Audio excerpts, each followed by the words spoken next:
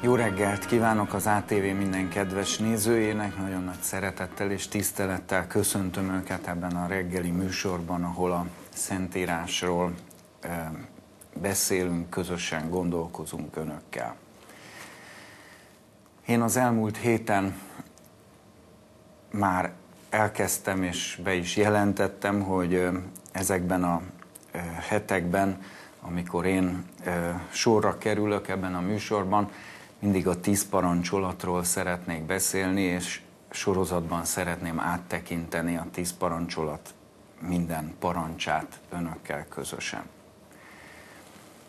Első alkalommal a múlt héten arról beszéltem, hogy amikor Jézust megkérdezték, hogy mi a legnagyobb parancs a törvényben, azt válaszolta, hogy az első és legnagyobb parancs az, hogy szeresd az Urat, a te Istenedet teljes szívedből, teljes lelkedből, teljes elmédből és minden erődből. A második legfontosabb parancs pedig az egész Bibliában az, hogy szeresd a te felebarátodat, mint önmagadat.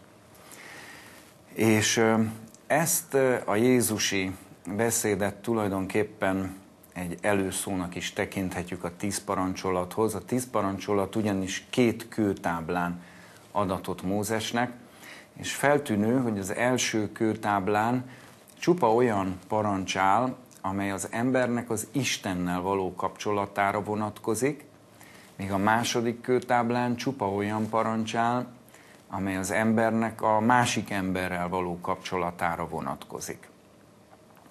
És ezért méltán mondhatjuk, hogy az első kőtábla az a Jézus által első és legnagyobb parancsnak mondott Isten iránti szeretet parancsának a magyarázata, a tanítása, a részletes kifejtése.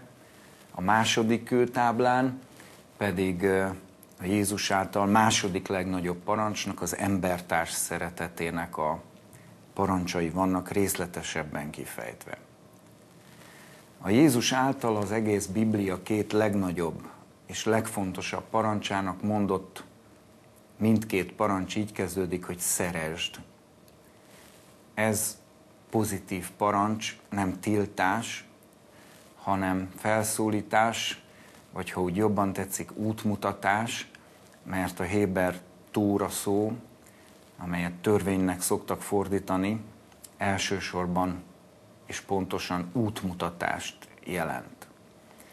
Tehát ha valaki kevésbé kedveli a parancs szót, az tekintse ezt Isten útmutatásának.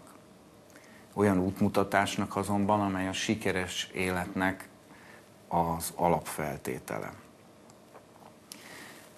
A kőtáblákon viszont túlnyomó többségükben tiltó parancsok vannak, tehát azt mondhatjuk, hogy az első kőtábla azt mondja el, hogy mi az, amit ne tegyünk annak érdekében, hogy Istent teljes szívünkből, teljes lelkünkből, teljes elménkből és minden erőnkből szeretni tudjuk.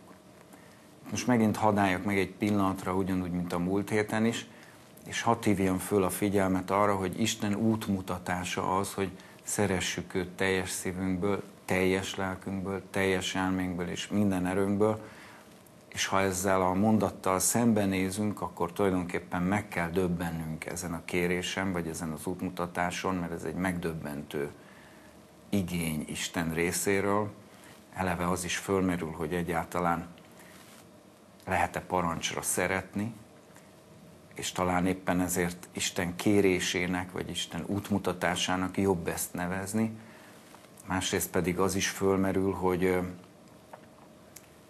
vajon meg tudjuk-e tenni ezt teljes szívünkből, minden esetre vegyük tudomásul, és tudatosítsuk magunkba, hogy Isten ezt igényli tőlünk. És akkor most fölolvasnám az első 2 parancsot a Szentírásból, a 10 parancsolatból, amelyek tehát ennek a legnagyobb parancsnak a magyarázatai. Én az Úr vagyok, a te Istened, aki kihoztalak téged Egyiptomnak földjéről, a szolgálatházából. ne legyenek neked idegen isteneid én előttem. Ne csinálj magadnak faragott képet, és semmi hasonlót azokhoz, amelyek fenn az égben, vagy amelyek alant a földön, vagy amelyek a vizekben, a föld alatt vannak, ne imádd és ne tiszteld azokat, mert én az Úr, a te Istened, féltékenyen szerető Isten vagyok, aki megbüntetem az atyák vétkét a fiakban, harmad és negyedíziglen, akik engem gyűlölnek, de irgalmasságot cselekszem ezeriziglen azokkal, akik engem szeretnek, és az én parancsaimat megtartják. Isten először is azzal kezdi, hogy ő az, aki kihozott bennünket, Izraelt Egyiptom földjéről, a szolgálat házából, de ez minden emberre is értelmezhető, mert Egyiptom a Bibliában a rabszolgaság jelképe. Jobb azt mondja, hogy az ember élete ezen a földön olyan, mint egy rabszolgának az élete.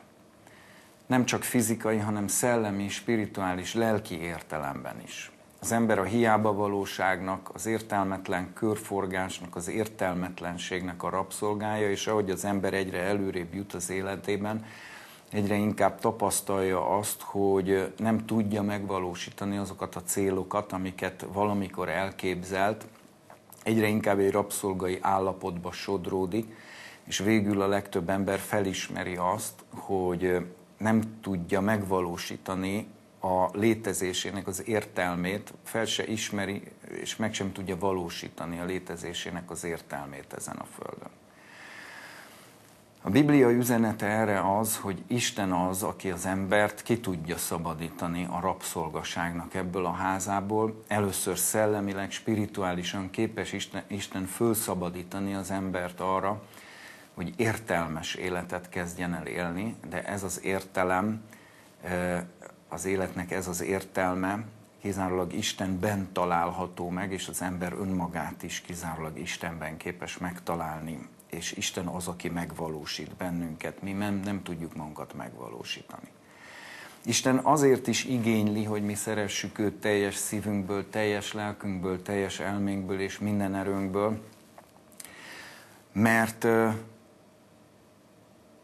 ő elküldte az egyetlen fiát, és engesztelő áldozatul föláldozta őt értünk, Jézus Krisztust, azért, hogy minket megmentsen. Tehát ahogy János apostol fogalmaz, mi szeressük Istent, mert ő előbb szeretett minket. De igazából egy keresztény ember ezeket a parancsokat nem azért tartja meg, mert kell. Nem azért tartja meg, mert fél a büntetéstől. Nem azért tartja meg, mert fél Istentől. Hanem alapvetően azért, mert viszont szereti Istent. Voltaképpen azért nem paranccsal kezdődik, hanem azzal, hogy én megszabadítottalak téged, mondja Isten a szolgálat házából, mert előbb Isten szabadít meg bennünket Jézus Krisztus által, és utána kezdjük mi Istent viszont szeretni, és utána már számunkra mindezek nem törvények, hanem mi is kifejezzük Isten iránt a szeretetünket azzal, hogy ne legyenek nekünk idegen isteneink ő előtte. Régen az emberek valóban, és ma is még sok civilizációban istenként imádtak különböző dolgokat, mindenféle dolognak megvolt a maga istene, a szerelem istene, a termékenység istene, a pénz istene, és így tovább. Megszemélyesítve is imádták ezeket az emberek. Ma a nyugati civilizációban megszemélyesítve már nem imádjuk ezeket, Afroditét, Vénuszt és a többieket, de továbbra is azt gondolom, el lehet mondani, hogy a mi civilizációnkban is az emberek többsége imádja ezeket, mert Isten elé helyezi. Például Isten elé helyezi a vagyonosodását, a munkáját, sok munkaimádó ember van. Kultúránk egyik jellegzetessége a szerelemnek, az Istenként való imádása, amely mindent, mintha fölülírna, és az emberek mindent fölrúgnak miatta, és így tovább, és így tovább. Tehát mi is tele vagyunk idegen istenekkel. De Istennek az az üzenete számunkra, hogy nekünk ne legyenek idegen isteneink ő előtte, őt szeressük teljes szívünkből, teljes lelkünkből, teljes elménkből és minden erőnkből, és ne helyezzünk ő mellé, vagy ő elé semmi mást.